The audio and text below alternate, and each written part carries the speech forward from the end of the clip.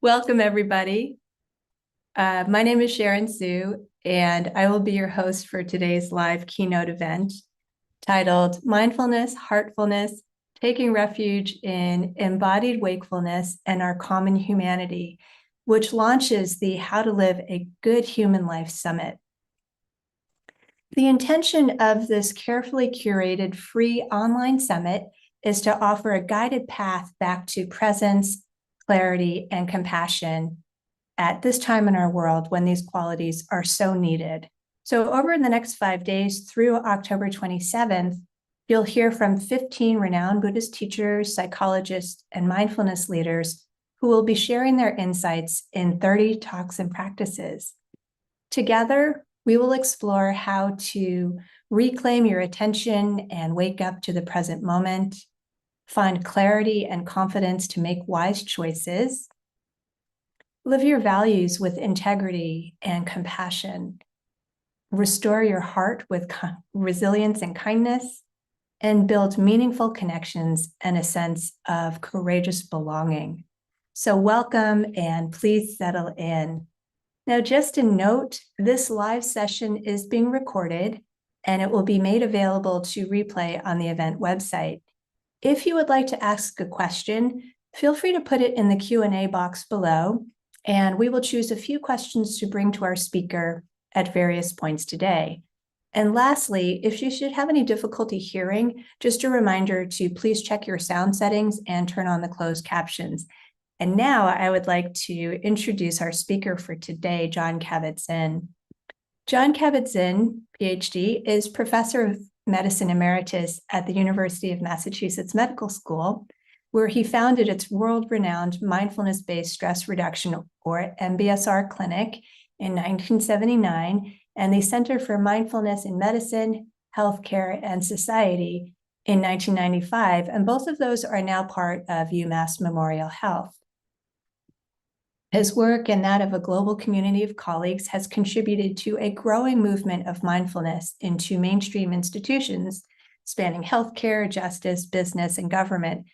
And Jon Kabat Zinn's books, apps, and programs, his public and professional talks, his in-person and online retreats, invoke the cultivation of mindfulness in a commonsensical, relevant, and compelling terms that its practice has become a way of life for hundreds of thousands, if not millions of people around the world.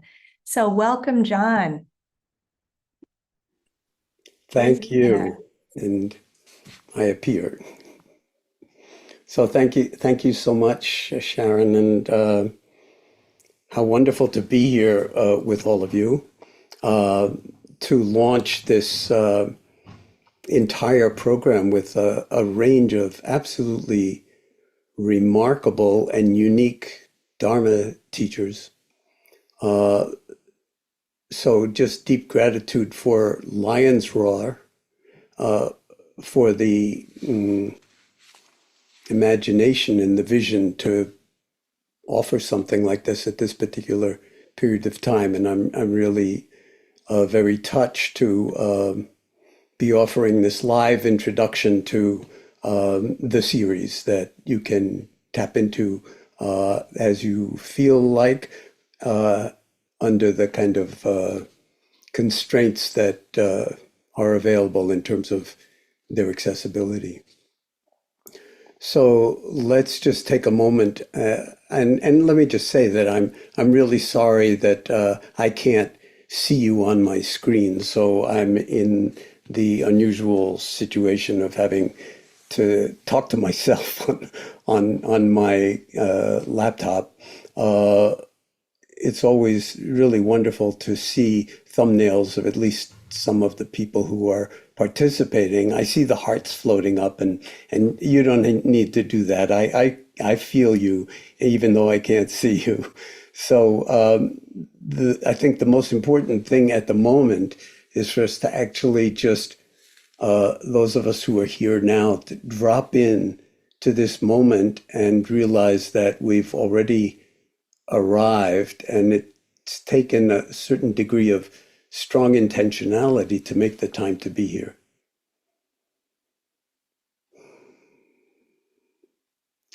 And we're, in some sense, not only inhabiting, but befriending the present moment.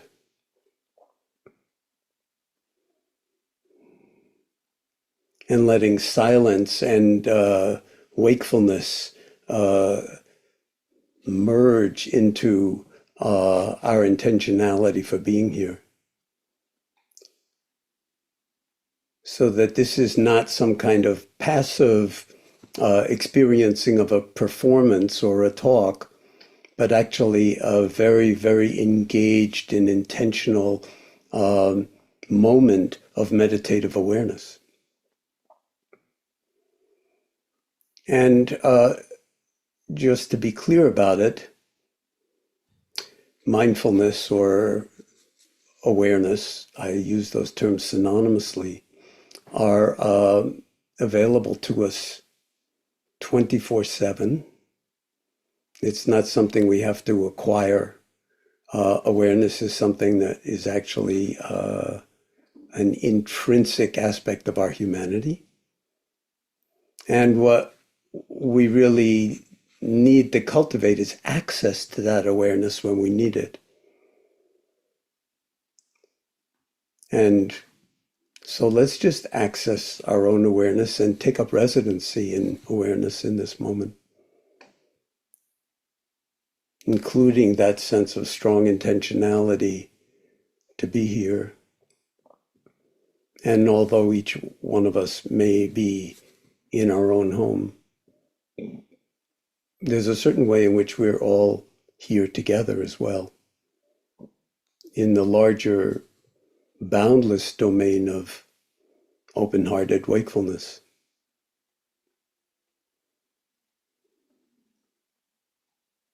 And then silence and awareness are no longer separate.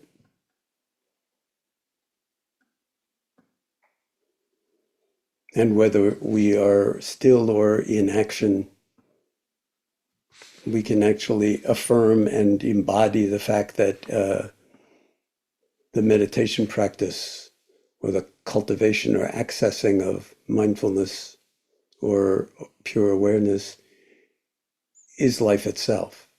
It's every waking moment, and not merely when we are on the cushion.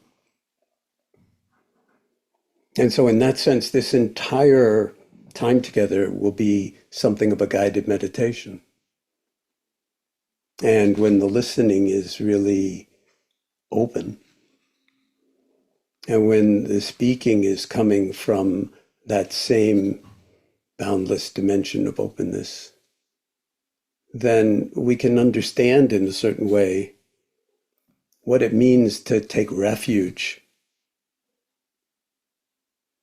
in the practice itself, in embodied wakefulness, not separate from compassion, and not separate me, myself, and I from the larger domain of life on planet Earth, but absolutely recognizing the interconnectedness of all things, including with every breath that we take in and every breath that we release.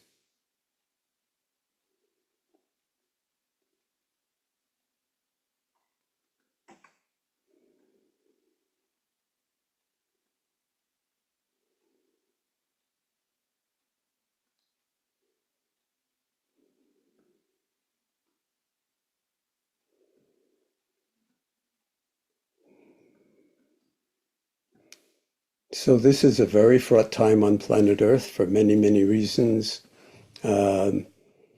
People speak of the polycrises that are facing the planet in terms of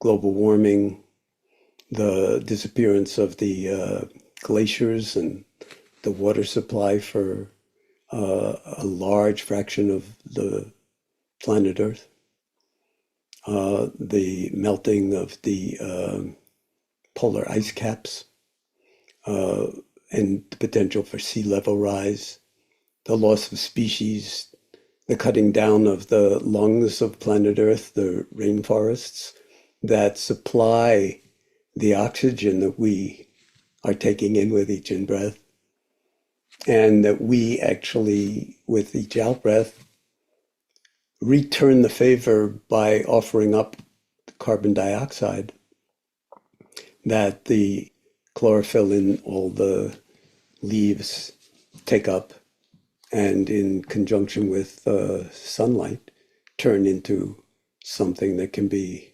digested by us and other life forms, animal life forms.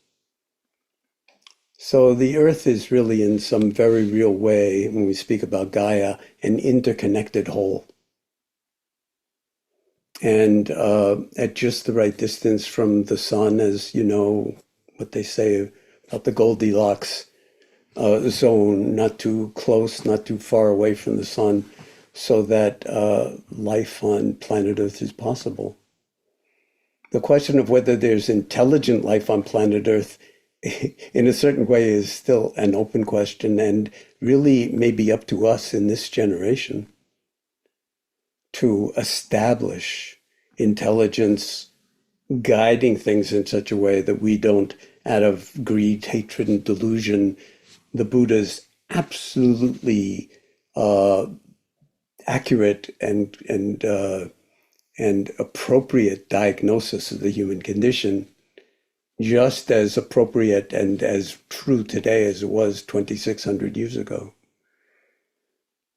That is actually giving rise, that greed, hatred, and delusion, giving rise to what we're seeing now in the United States in terms of, the sort of very, very full court press move towards autocracy and all sorts of just extremely disturbing trends to reduce people's degrees of freedom and a sense of what it means to belong in a democratic society where everybody is valued, and to actually upgrade that democracy to a democracy 2.0, if you will, which is what we really need. But that all depends on our capacity for waking up. And what we're going to be hearing from the Dharma teachers who will be following in this wonderful offering from Lion's Roar are a range of different ways to actually embody wakefulness in this only moment that any of us ever have. And then the practice actually becomes a love affair with life and with the real koan, if you will, of whether there is actually intelligent life on planet Earth. Then the answer obviously will be evident to whoever's left. But this is kind of an all hands on deck moment on planet Earth. And the Dharma, therefore, it seems to me, has never been of more importance and value to humanity than it is at this particular moment. And Arnold Toynbee, the British historian of the 20th century, actually said, very, I think, astonishingly to many, many of his colleagues, that he felt that the 20th century would become known more for the fact that Buddhism, or let's say Buddha Dharma in its most universal forms, has come to the West.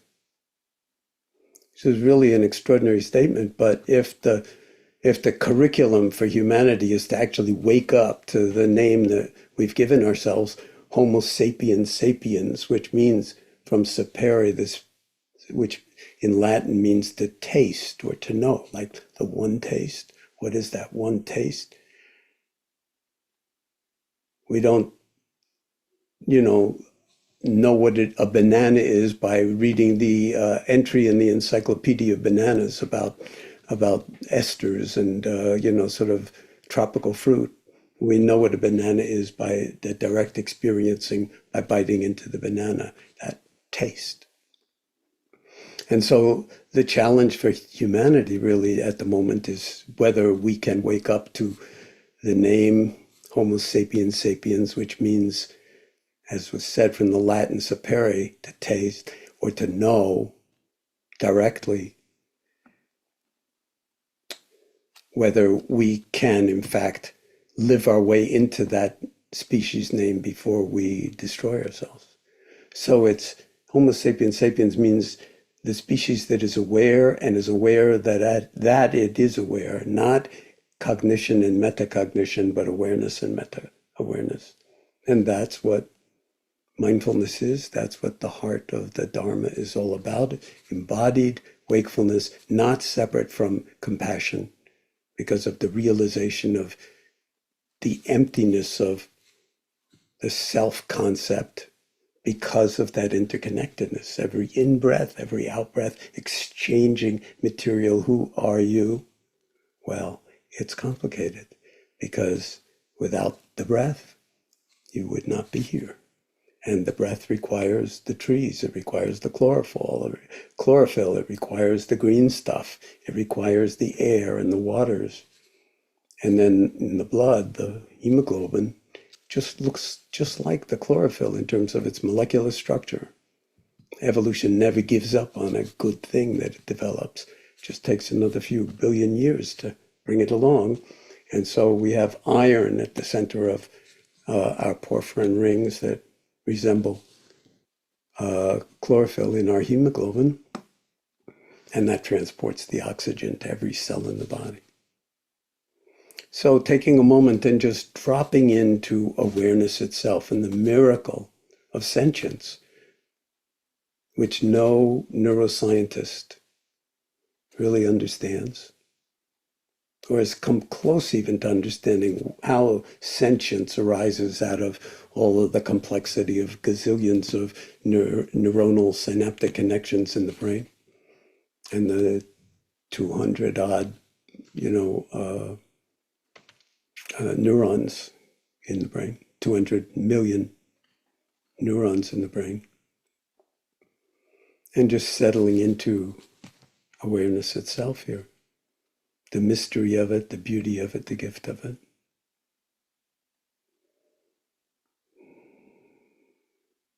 And the preciousness of this breath coming in and this breath going out.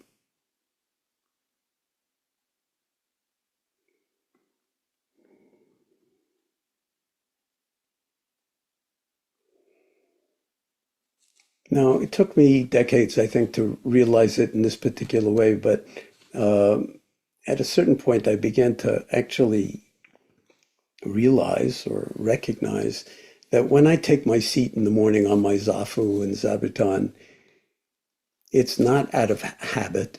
It's not one more thing I have to squeeze into my day to belong to a certain kind of community or sangha, or to think a certain kind of thing about myself. I came to realize that it's a radical act of sanity to actually take some time by the clock and stop all the doing. And no matter how worthy the doing, and drop into being for some stretch of time. It's a radical act to actually inhabit the domain of being, of non-doing. It doesn't shut anything out. It doesn't suppress thought or emotions or the challenges and stresses and suffering and pain that we experience in life. But it just allows us to pause for a moment and just drop in and actually take refuge. So I began to realize that taking my seat in the morning is a radical act, not only of sanity, but actually a radical act of love. That it's an expression of belonging and an expression of a certain kind of trust, a worthy, dependable, reliable, trusting in the domain of being.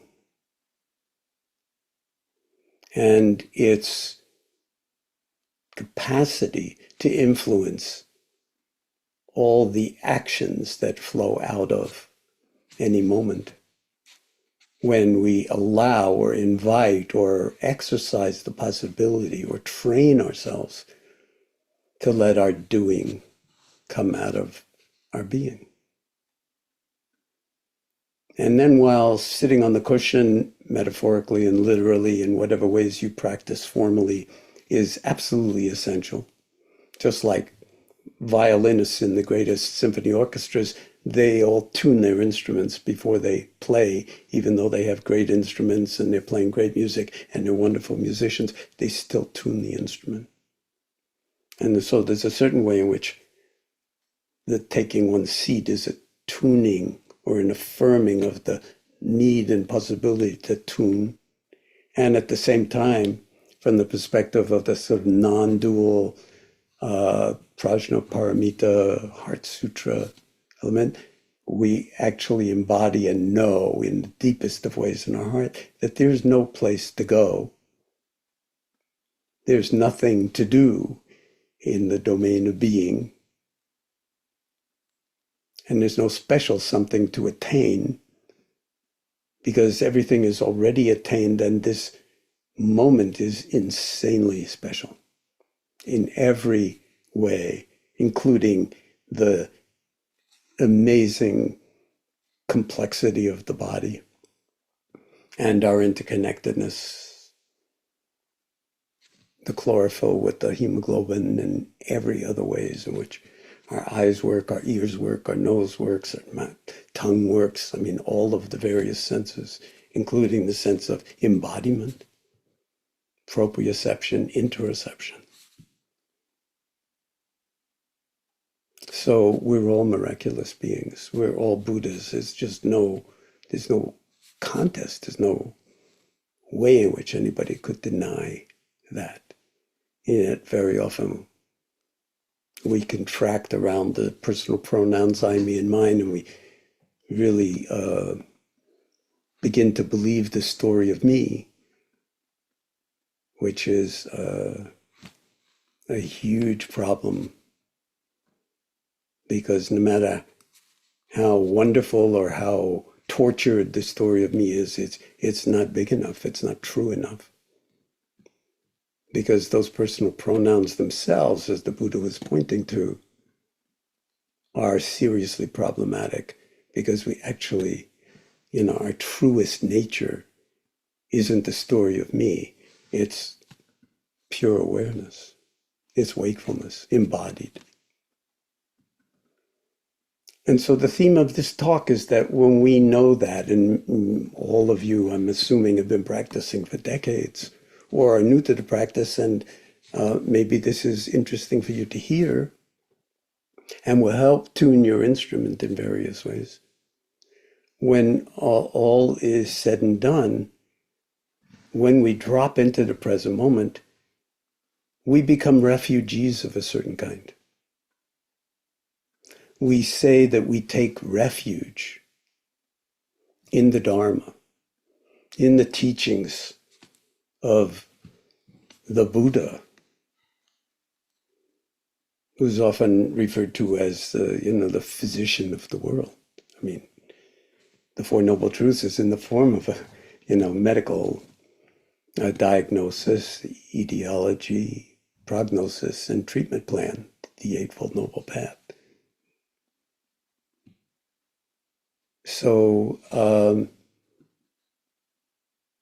what taking refuge really means is to be at home in awareness itself, to shift from all the thought-based stuff that's going on in the mind and not try to shut any of it off, but to realize that the mind just secretes thoughts endlessly, and its favorite ones are, of course, about me, the story of me, starring me, and how horrible it is, how wonderful it is. And when we can actually discover this hidden dimension that we're born with, called awareness, and the mystery of it, and we learn and we exercise the muscle to, in some sense, entrain ourselves or teach ourselves to inhabit this awareness, to let it become, as the neuroscientists would say, our default mode, as opposed to just the story of me, which is what usually happens if you put someone in a scanner and tell them not to do anything. This whole region of the brain goes crazy, tons and tons of activity, and they call it the default mode network because people, when told to do nothing, default to it. And when you ask what they're defaulting to, it's like a laundry list of what I have to do today, or what's the matter, or who didn't say hello to me, or who did, or the story of me. And awareness actually can be brought to all of that so we don't have to suppress any of it. That would be a disaster. But if you actually just recognize it, then you can slowly, through the practice, through exercising the muscle of mindfulness, of the discipline of regular daily practice on the cushion and life itself, which is the real practice, then you can actually begin to shift the default mode from mindless self-preoccupation to open awareness, to pure awareness. We don't have to acquire anything. We're born with that capacity. It's a hidden dimension of experience, what I sometimes call an orthogonal dimension. We all already have it, so there's no place to go, there's nothing to get, there's no special something to attain, as it says in the Heart Sutra. But accessing awareness, that's where exercising the muscle comes in, because we're not so great at accessing awareness moment by moment by moment by moment throughout the day.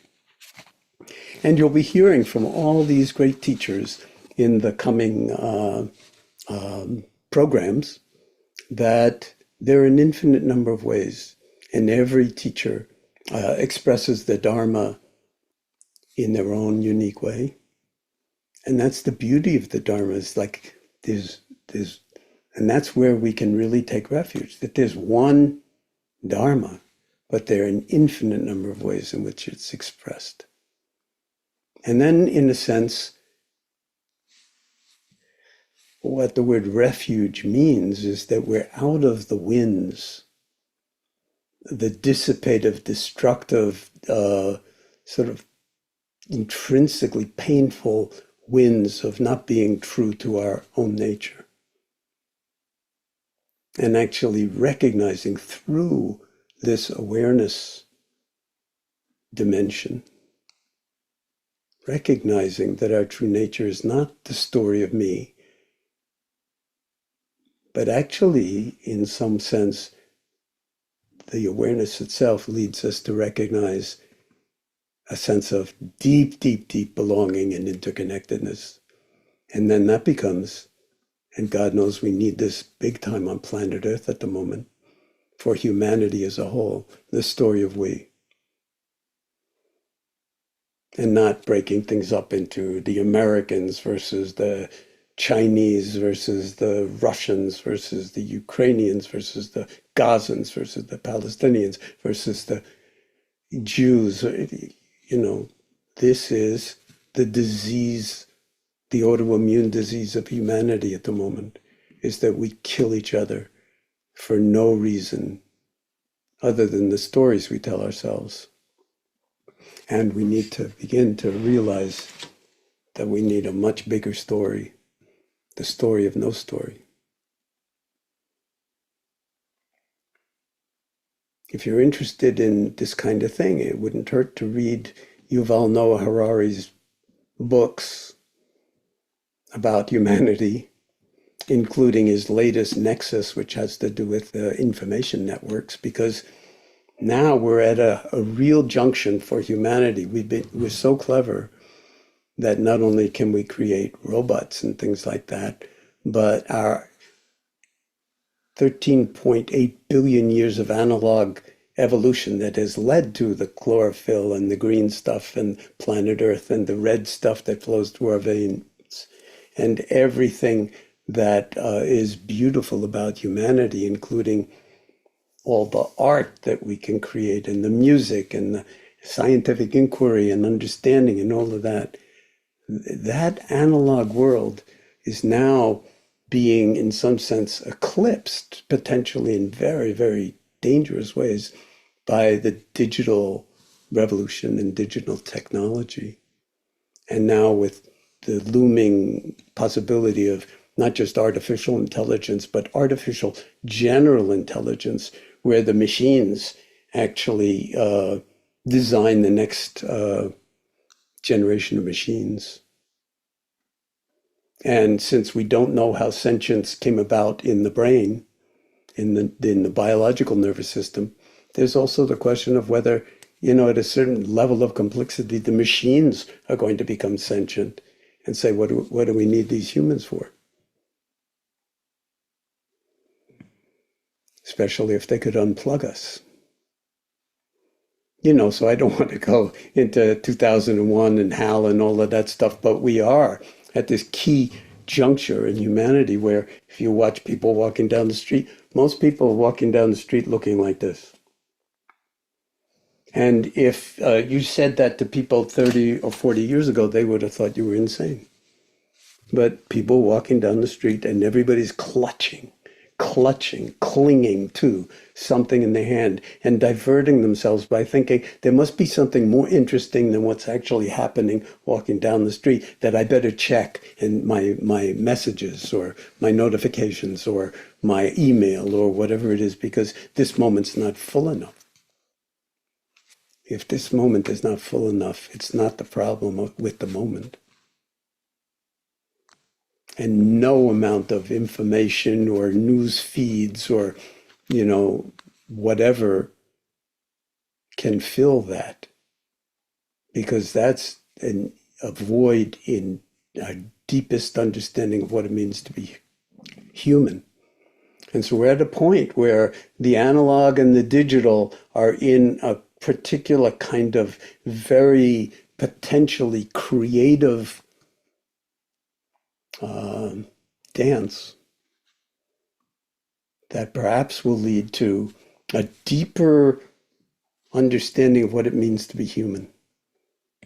And yes, we can have all sorts of machines. I mean, what we're doing now, my talking to a computer and you're being able to see me whenever in real time or later, I mean, this would have been considered science fiction 30 years ago.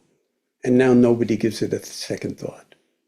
And in 30 or 40 years, the technology will be unbelievable. But we're still the inheritors of, and I'm pounding my own body while I do it, the inheritors of that 13.8 billion years of evolution on this small little rock at just the right Goldilocks distance from the sun. And we don't have a planet B, as they say. So maybe it is time for us to wake up to the name Linnaeus gave us and realize what it means to embody wakefulness. And in the interim, to take refuge and become a refugee, if you will. We're all analog refugees from digital domination, from the hairline triggers of all the weapon systems that, including now robotics and drones and everything else that are like just designed killing machines, all driven by AI to one degree or another, all happening and changing, developing at an exponential rate. So we really do need to actually embody, or let's say take refuge in what's deepest and best in our humanity. Not as me, but as we, as true Sangha. And what's happened with the Dharma in the past 50 or 60 years was unimaginable, aside from Toynbee, who everybody thought he was crazy, that it would move in this kind of a way into the entirety of the world. And I feel like it has the potential to actually heal this divide, this precocity that we have when we are driven by greed, hatred, and delusion and ignorance even of the greed, hatred, and delusion, that we are creating storms on planet Earth on so many different ways that are life destroying rather than life affirming. And that when we take refuge out of the winds for even brief periods of time and drop into the full dimensionality of our being,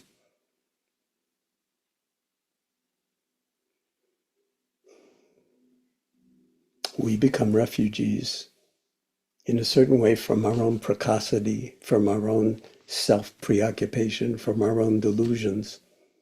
And we actually reconnect and rebody and remind ourselves of the miracle of being in a human body, the miracle of sentience, the miracle of interconnectedness, the miracle of what Thich Nhat Hanh so beautifully called interbeing.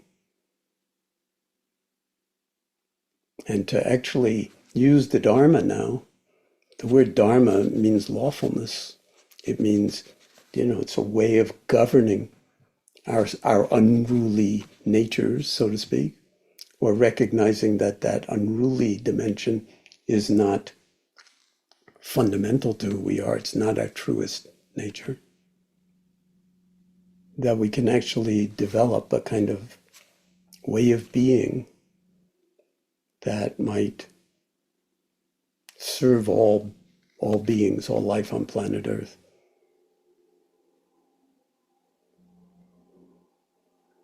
In a sense, we're all refugees.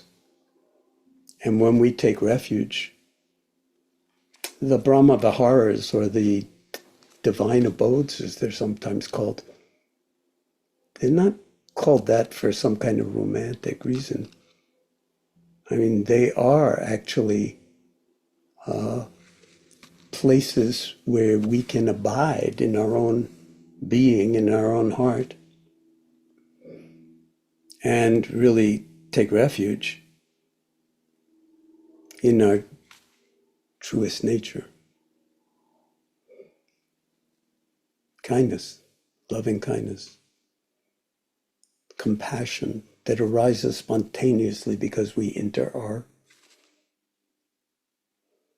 joy in the well-being of others, of the beauties, the beauty that expresses itself in the world on every level, not just the human level, but as David Abram, the great anthropologist, calls it the more than human world, which is the real world in its fullness on planet Earth. And a certain kind of equanimity that realizes, this is a very dangerous time on planet Earth. The stakes couldn't be higher.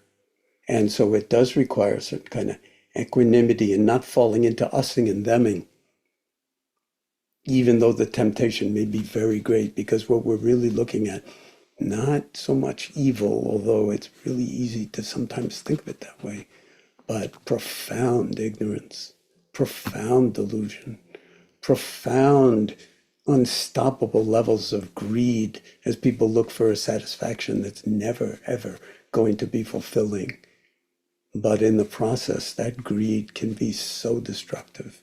We do need to take refuge. We do need to get out of the winds of that, both the outer winds of it and the inner winds. And hatred, the othering, that is us against them. If they benefit, then we lose. This is nonsense. If the body went to war with itself because the liver didn't like the way the heart cells looked, and the heart cells didn't like the way the bone cells look, because they all are like totally different, but it's one human organism. So how long would we last if the heart and the liver and the bones all went to war with each other? That would be an autoimmune disease run amok, and it's not, it's the opposite of life. And that's exactly what's happening if we don't wake up to life on planet Earth. And it's not the animals that are doing it or the plants that are doing it. It's It's the species that thinks that it's at the top of the evolutionary hierarchy and doesn't recognize its own nature, or the fact that we're intimately interconnected with everything else. So I'm going to leave a little time for questions. What I'd like to do, and I've never done this before, a lot of other people are doing it. I'm doing something through the Barry Center for Buddhist Studies that Bhikkhu Analayo, Venerable Analayo, is referred to as a GALA, or Global Awareness Local Action, in terms of what we can do to mobilize our intentionality and actions to, in some small but not insignificant way perhaps, contribute to reversing the trends for global destruction. And doing that with him, along with two other people, Rhonda McGee and Rebecca Henderson from Harvard, who wrote a book called Reimagining Capitalism in a World on Fire. So it's taking a look at the entire question of the planet and global warming and the polycrisis from many different angles. And interestingly enough, I noticed that in Bhikkhu Analayo's latest book, which is called Mindfulness Between Early Buddhism and Climate Change, which I recommend you all read, he would discover even more dimensions of his remarkable genius, I would say, and the reach of his mind and heart in terms of, discovering aspects of,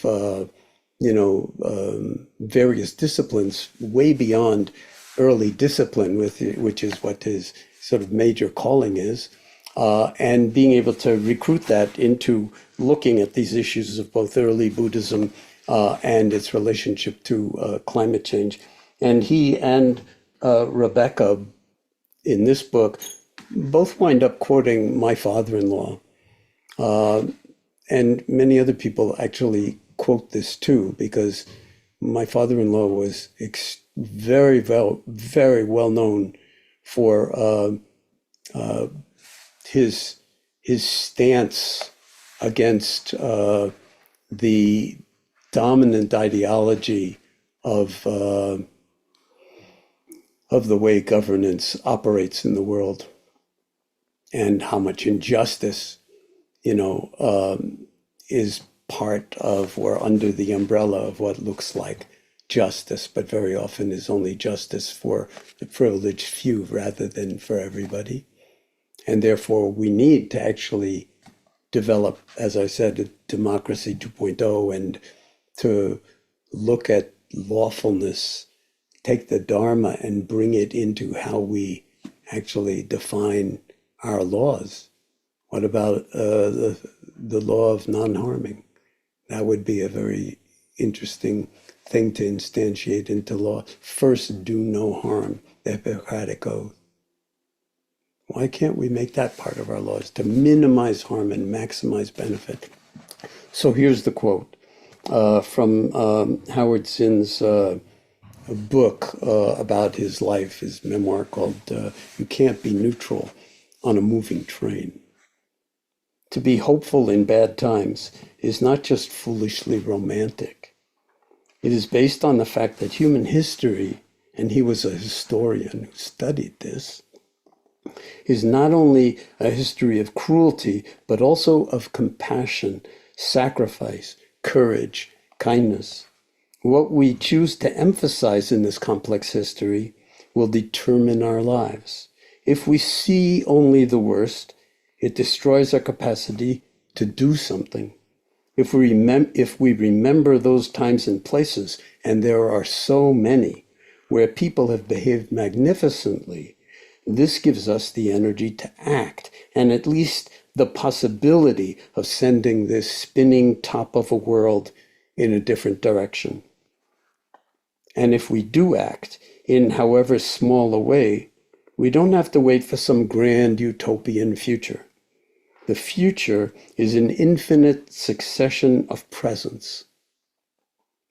And to live now, as we think human beings should live, in defiance of all that is bad around us, is in itself a marvelous victory.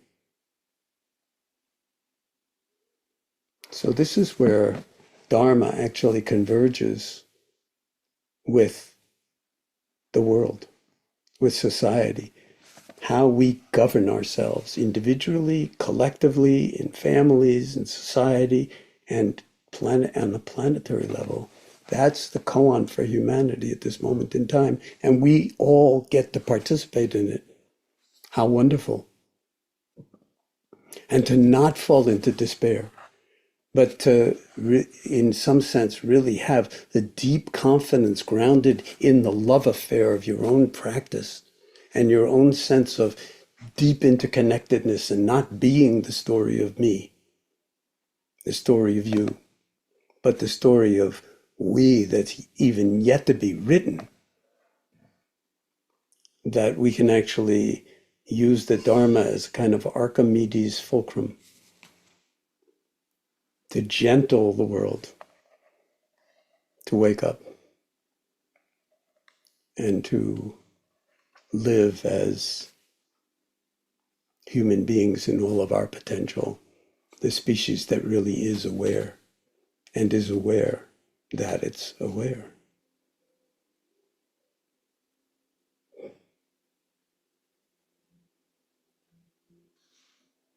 So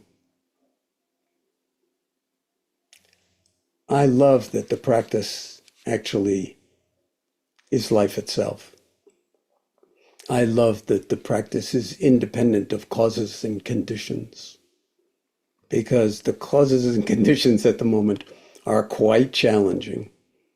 And so while we need to interface with them, we have to come from this orthogonal place of boundless spaciousness, where the refuge, where our taking refuge in the immeasurable dimensions of the immeasurables, is really a calling that more and more people are waking up to and recognizing we have to actually align with in little ways that, as was said, are not so little. Embodied wakefulness and our common humanity, they're actually self-evident when you practice. But that's our challenge of the moment. That's our koan of the moment, is how can we, alone, individually, and together, offer the world what it needs at this moment more than anything else. Maybe just a deep looking into the mirror of reality and recognizing that we are more than our most destructive and self-destructive tendencies. So it's a super privilege to be talking with you today as the kind of opening event of this ongoing series of Dharma teachers, of august Dharma teachers, addressing different aspects of the challenges that humanity is facing and the power of the Dharma and of mindfulness practice to actually address these in ways both little and big. And now I'm going to just invite you to offer questions, and I'll try to respond to them as best I can, and then we'll close out with a few moments of silence at the end. Over to you, Sharon.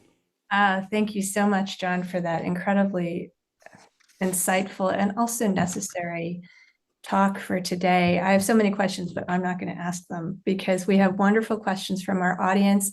We have about time for about two to three questions. So I'm going to start with the first question that came to us from Esther. And Esther says, was deep gratitude to you.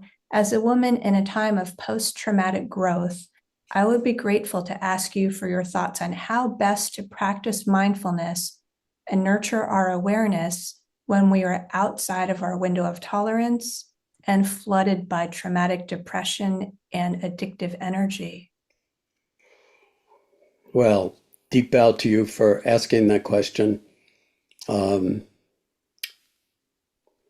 There are various ways to do it, but the most important is to be compassionate with yourself. So when you know that you're outside, and I love that phrase, window of tolerance, when you know that you're outside that window of tolerance, what is it that knows? Who is it that knows? That's mindfulness. That's pure awareness.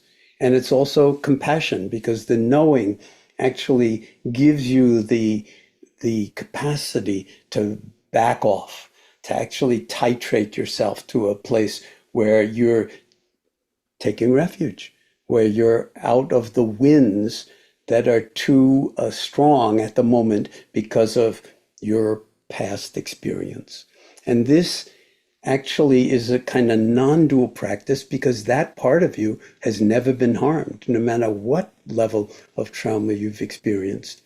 There's always the dimension that holds the scars, no matter how bad the scars are.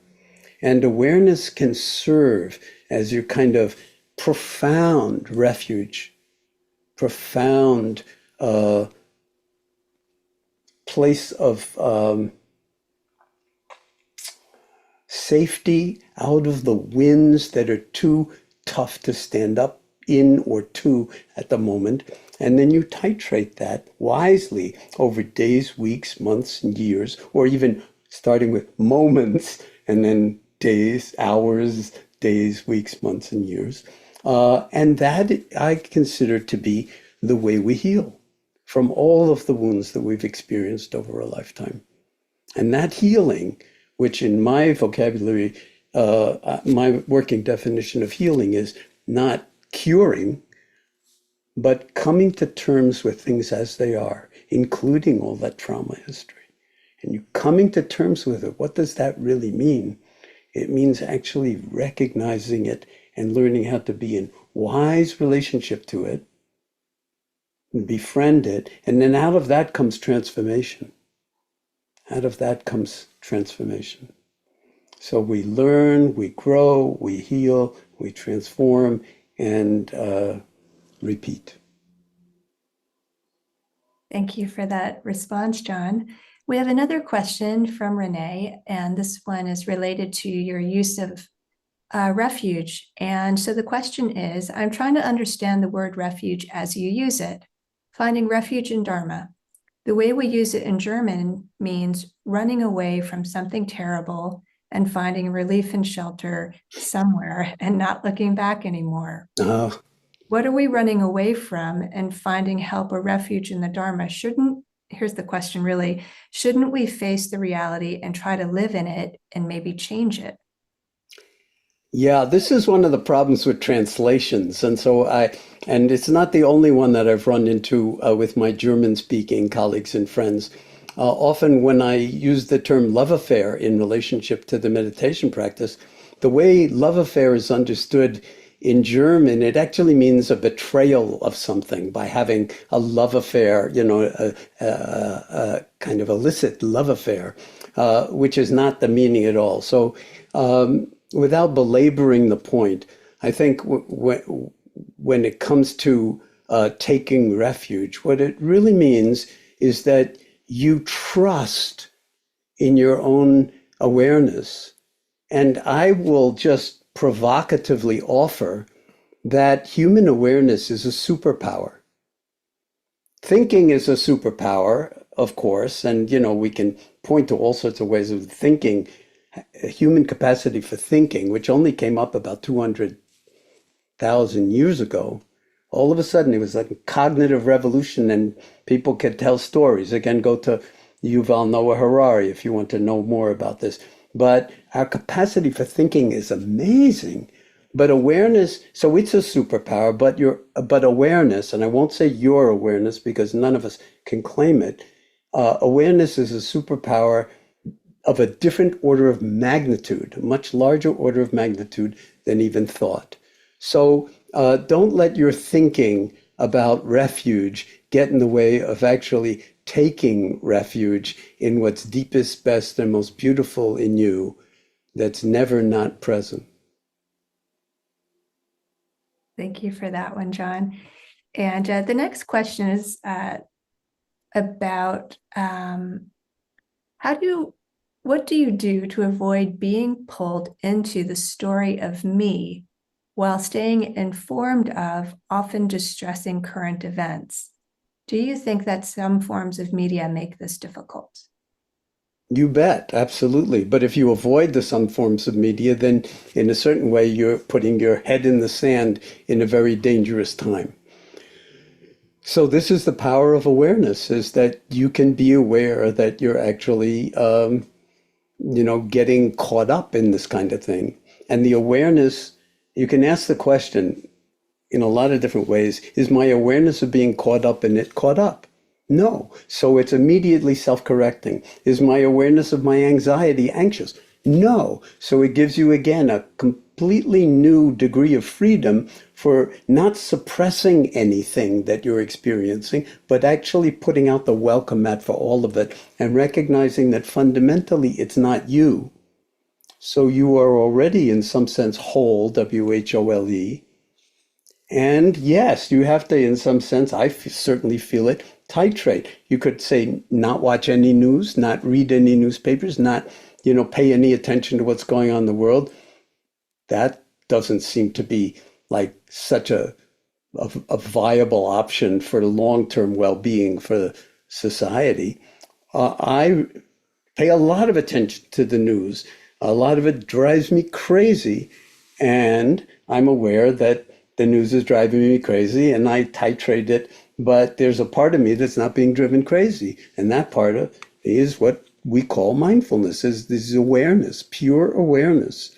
And that gives us hidden degrees of freedom to actually be imaginative in how we respond to autocracy, fascism, the sort of the kinds of things that we're seeing arise almost unthinkably, but in fact have been cyclical even in this country.